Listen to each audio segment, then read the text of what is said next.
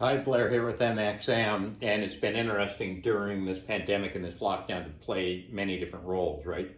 MXM and certainly all of our customers that got shut down and trying to help them get back up and running and using data to better their operations and really focus on member experience, which we know is way more important now than it's ever been. Certainly with my own two clubs that are still closed but get to open next Monday here in the state of Washington, in central Washington, and also with the Washington Fitness Alliance and our fabulous board and all the support we've had from health club owners and operators in our state, and how we're working with the governor's office. But I'm gonna take you through. It kind of harkens me back to being on the board of the Gold's Gym Franchisee Association and the protracted negotiations with Gold's Gym. And I'm going to take you through mistakes that leaders often make, and why so many of us feel so incredibly frustrated in working with some of the government agencies and trying to get clubs back open. So this is lockdown leadership lessons. And you can apply these, right? So as I go through this and explain why you're feeling really frustrated, why people feel frustrated, and how decisions are made, you need to apply this yourself as a leader. So the first things I'm going to take you through are the difference between authority, power, and influence. So think of authority as the formal right to decide. That's what authority is. The person that can legally put their signature on something. Authority always comes from somebody else with higher authority. You're the CEO in your company, or you're the owner of your company because the state said you can have a business license and you can run your company that way. And the state's its own state because the Fed said they could be a state, and so on. So think of that as the formal right to decide is what authority is.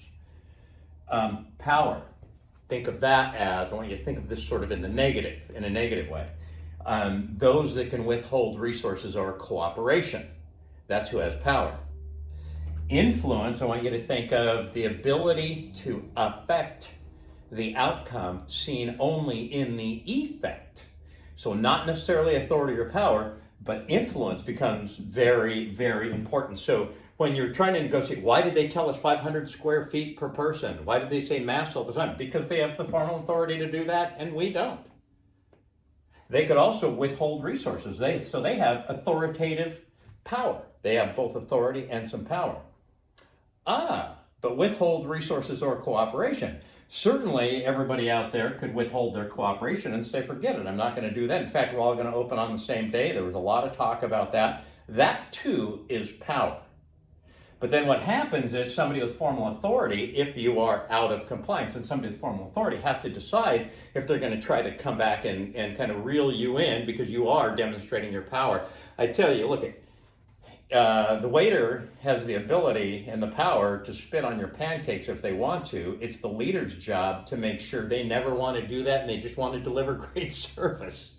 So that's why this can feel very frustrating, because when you have an alliance, you have no formal authority. In fact, some of the people you're talking to may not even have formal authority, but you have influence. And how you influence is incredibly important. So that's authority, power, and influence. So I'm going to take it over to something else. And you need to be able to use these. You need to be able to understand that in your own business, because a big wake-up call for me is I've always wanted to have a business that delivered the best member experience in the entire industry. And one morning at 3 a.m., 15, 20 years ago, I woke up and thought, well, I don't have any power to do that. I certainly have all the authority to make that the strategy, but I've got no power to do it. All the people at the front line have the power, so I have to influence them in a way. I have to make them really want to do that. And that's one of the mistakes leaders are making right now in managing this pandemic, is they're not making people want to be more safe in certain venues. Now, the difference between procedural justice and distributive justice. So early on with the Washington Fitness Alliance, we were working kind of with the process. We were involved in the process with Governor Inslee's team, and we were sort of seeing how the process went, and we understood the process. And then outside of that process, we'd have discussions and a little bit of negotiation, and they would come back, and then we would get someplace.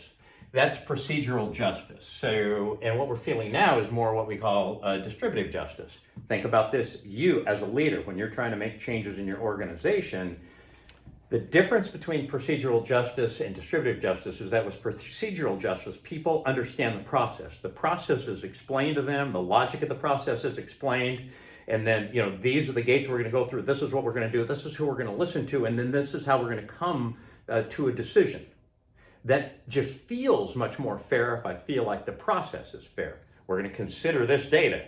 We're going to consider this data. We're going to consider what you need to do as a business owner. We're going to get to this point. That's procedural justice. Distributive justice is sort of, okay, we're going to go lock ourselves in that room. We're going to come back out and tell you how it is. And in law, so let's just say, you're trying to trying to come to some resolution. Now imagine you're sitting there with an arbitrator or a magistrate, and the magistrate says, okay, you guys, here's what I'm going to do. I'm going to listen to what you're doing. I'm going to listen to what you're doing. I'm going to consider how much you have involved in this. I'm going to go look at these 4 cases. I'm going to balance them this way, and then I'm going to make a decision based on that. And then they come back and they say, okay, you get 60%, you get 40%. That would be procedural justice. So let's say one person gets 60%, the other gets 40%. This is Bob, this is Dan.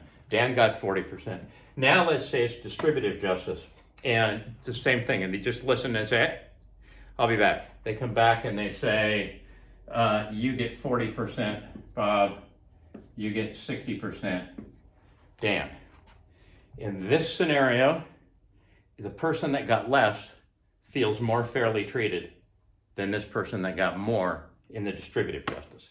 So put those pieces together: authority, power, influence, understand the difference between procedural justice and distributive justice. If you want to know more about these 2 concepts, there's a book by Chip and Dan Heath called Decisive: How to Make Better Choices, Better Decisions in Work and Life. That it covers that. I think it's in chapter 7 or something. There's a great book. The author's name is Ichak Adizes. The book is called Managing Corporate Life Cycles. That's it. Thanks.